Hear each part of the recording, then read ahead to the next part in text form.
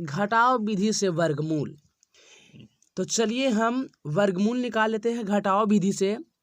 और यदि भाग विधि से आपको सीखना है तो वो भी आप इसी वीडियो के डिस्क्रिप्शन में लिंक मिल जाएगा, आप देख सकते हैं। और गुणनखंड विधि से भी मिलेगा। तो देखिए चलते हैं घटाओ विधि। तो सबसे पहले आपको याद रखना होगा विषम संख्या। विषम संख्या किसे कहते हैं?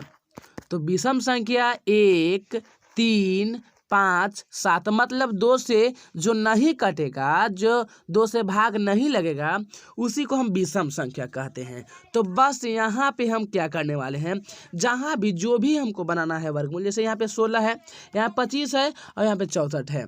तो आपको जो भी सवाल बनाना है, सबसे पहले आप विषम संख्या यानी कि 1 घटाएंगे। क्या घटाएंगे? 1 घटाएंगे। जैसे देखिए 16 को बना रहे हैं इसमें, तो देखिए सबसे पहले हम क्या करेंगे, 1 को घटाएंगे। तो 16 में से 1 गया, बाकी बचा कितना? 15 बच गया, है ना। अब देखिए यहाँ पे 1 घटा दिए, तो यहाँ पे कितना लिखेंगे? यहाँ पे कितना लिखेंगे? 2 नहीं 3 लिखिए, क्योंकि सम संख्या है।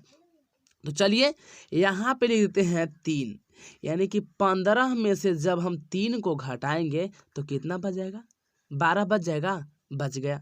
इसके बाद यहाँ पे 5 होगा, घटेगा, 5 घटेगा, तो 12 में से 5 घटा, बाकी बचेगा कितना? 7 बच गया। और ऐसे ऐसे हम तब तक करेंगे जब तक कि 0 नहीं हो जाए। तो चलिए अब देखिए 5 के बाद कितना आएगा? 7 आएगा, तो 7 घटा देते हैं।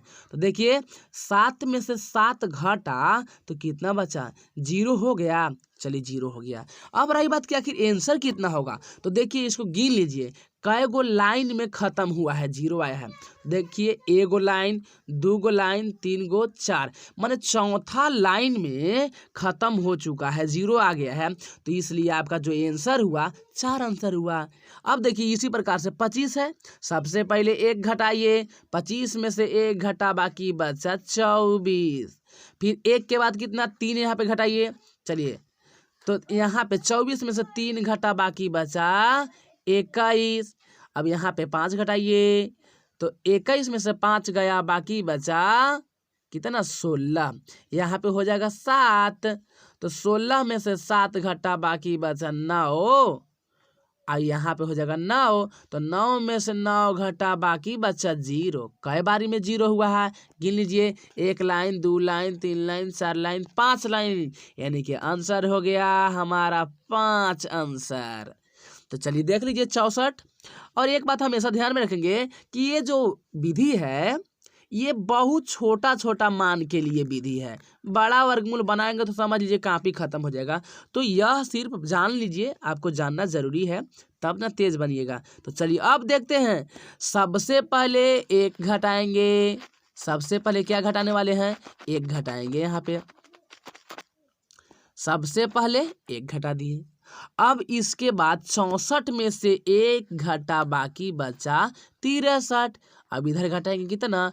3 घटाएंगे। यहाँ पे हम 3 घटाने वाले हैं, यहाँ पे 3 घटाएंगे, तो 63 में से 3 घटा, बाकी बचा 60। अब यहाँ पे घटाने वाले कितना? तो हम घटा देंगे 5।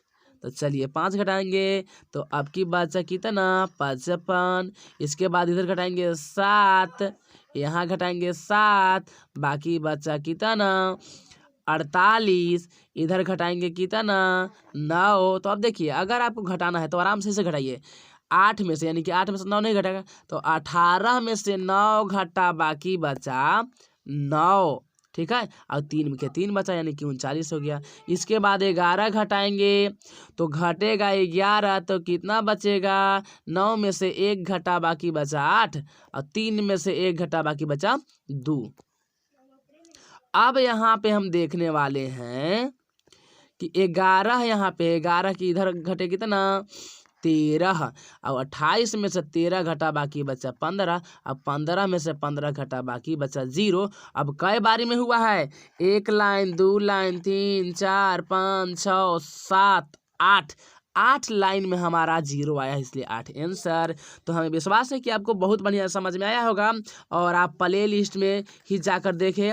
और अच्छा लगा हो तो वीडियो को लाइक करें, चैनल को सब्सक्राइब करें और एक छोटा सा प्यारा सा कमेंट करें ताकि हम मोटिवेट हो जाएं। धन्यवाद।